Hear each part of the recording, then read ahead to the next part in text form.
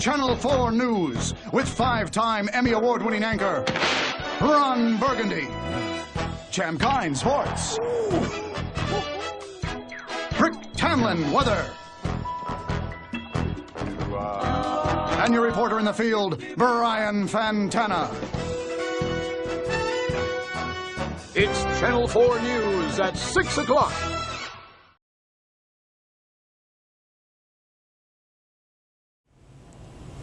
Good evening, everybody. I'm Ron Burgundy. Lately, I've been thinking about life, and we wouldn't be living in the greatest city in the world, San Diego, of course, if this country wasn't born. It was a dark, cold time, and America was not happy. We were quite stressed, strained, and quite simply divided. So let's look back at the time when there was no San Diego, a time when the country was divided. Let's go to Rick Tamlin for more information on the subject. Well, Ron, it was 1814, and Andrew Jackson and the American Army was still in New Orleans. It was Christmas Eve when a battle broke out. Ironically, on the same day, in Ghent, Belgium, the Treaty of Ghent was being signed, which ended the War of 1812. So basically, the war had already ended. Well, thank you, Brick, for whatever that was. Now, winning the War of 1812 instilled excitement into the citizens of the United States. Rather than citizens being Pennsylvanians or New Yorkese, we were Americans. Nationalism soared as the colonists began to embrace the American identity. This created a degree of unity in the country. All of the states began to work together as a country rather than individual states. So now let's talk Florida. Wonderful state it is, warm, sunny, but it was owned by the Spanish up till 1819. Let's go to Champ Kind on more information on the subject. Thank you, Ron. Florida came to the U.S. as a result of the Adams-Onis Treaty. Secretary of State John Quincy Adams agreed with Luis de Onis to settle the dispute for land in what is now southern Florida. We gave Spain $5 million in exchange for the land. This helped a lot because it got Spanish influence out of North America. This was exactly Monroe's plan to expand our country's borders and to make this country grow. He believed that making the country bigger was the most important thing for America to do. Back to you, Ron. Thank you, Champ, for the wonderful story. Up next, we'll be going to Brian Santana and Chopper 3427B to shed some light on the Panic of 1819. I am currently in the new Topper 3427B. It seems as though a major economic crisis is currently going on below me, believed to be caused by large amounts of free land in the Alabama-Mississippi area. This is due to the removal of the natives in the area. Also, there's speculation that there's a second national bank that is bringing everything to hell. These developments were all manifestations of the conversion of the U.S. economy from one based in subsistence agriculture to one based in marketing commodities. Hence, the first economic crisis in United States history was born. Oh my lord, that guy just got decked. What the hell is happening, man?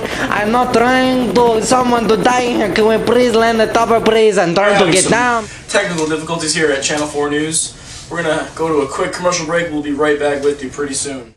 Cold hands this winter? Don't you wish there was an easier solution than trying to slip on those complicated gloves? Well, now there is. Introducing Socks for Your Hands.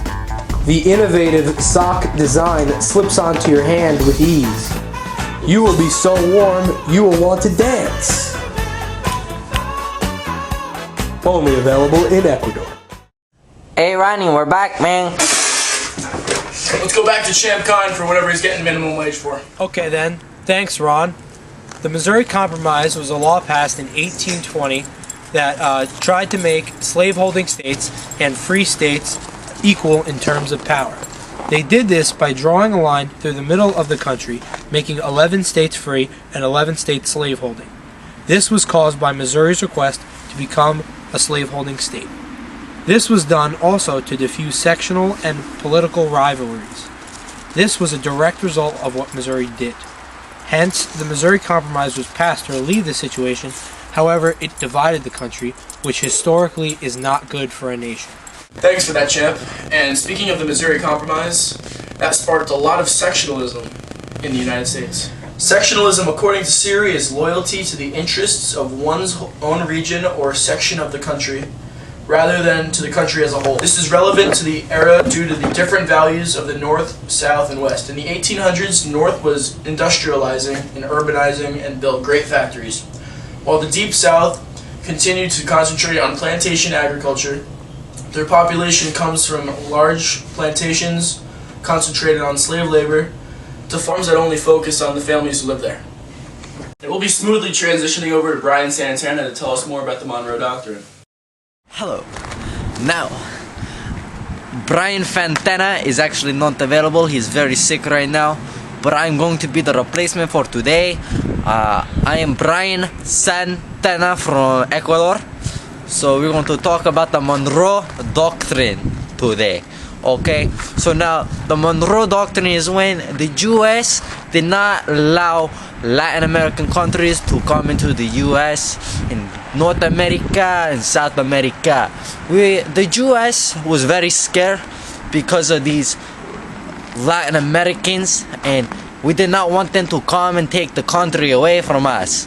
We worked hard for that country, and also we were scared that the people from the Latin American countries are going to come aggressive.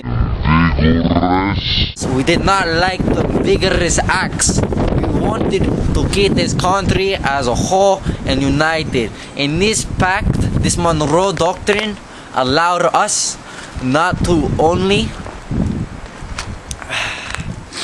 Very cold out here. I'm sorry for interrupting, but it's very cold. Okay, now you see all this. Okay, so the Monroe Doctrine allowed us to unite as a country. We began to have pride in this America.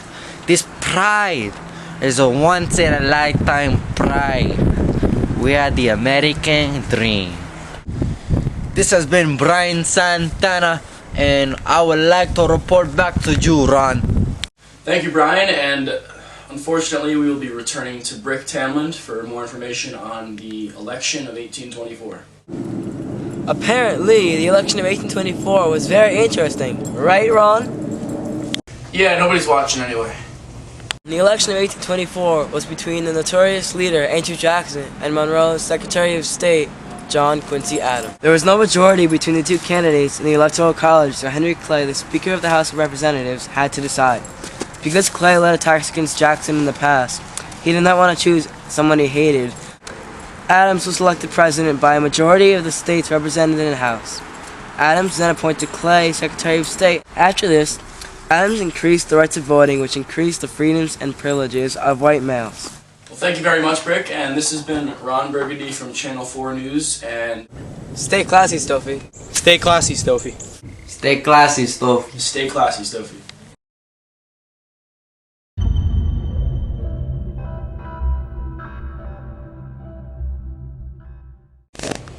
But the country was going for Brick. For Brick. Dark, cold time. I got hair in my mouth. Conversion of the country and the conversion and the... What are you talking about, man? I don't even know. I am currently in news top economy for one based in subsistence. How you say that, man? Subsistence. Like assistance. Assistance. Subsistence. Subsistence. Assistance? No, don't say No, it's subsistence. Subsistence. Oh, there you go. Alright. Subsistence. Now try Spanish. Subsistence. Subsistence. Okay, I got you. Yeah, we're good. Well, Brick, thank you for Yeah, that. Rather than citizens of Pennsylvania, they are nice beaches. Why are we talking about Florida? Because it's about Florida. Thank you very much for whatever that was. Now let's talk about news. Oh my god.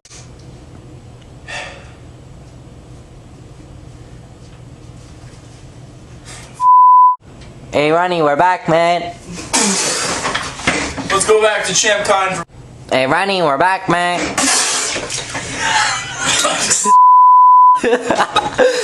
To the country as a whole. This is relevant to the area. No. 1814, and Okay then, thanks Ron. The Missouri Compromise was a law passed in